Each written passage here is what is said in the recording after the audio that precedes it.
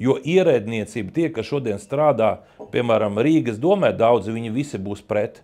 Un tā kā bija viena te sapulce, kurā piedalījās uzņēmēji saistībā ar nekustamā īpašuma nozari un Latvijas šefs Šīns, tad, kad viņam bija jāuzstājas, viņš teica, es īsti nesaprotu, ko es te daru, jo es nesaprotu, ko jūs te runājat. Nu, tur bija tik dīvainas tās runas, bija izskanējušas, un tā viņš vienu piemēru nosauc. Viņš teica, viņš ar tādu ierēģņu delegāciju bija aizbrauc uz Tallinu, iepazīties ar to pieredzi, kā viņiem iet.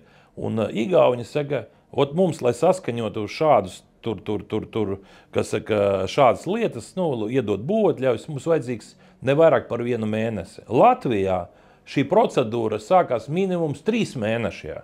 Kāpēc mēs nevaram nokopēt šo lēno igauņu kas saka, normu un ielikt pie mums, ka jāsaskaņo mēnesī? Mūsai saka, nē, mums vajag nopietnāk saskaņot.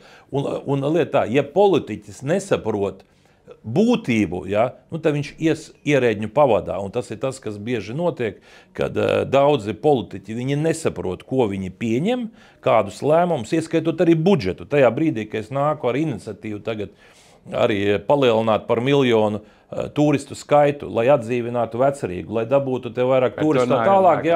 Par to nākamreiz. Jā, cilvēki nesaprot. Tā ir tā galvenā lieta.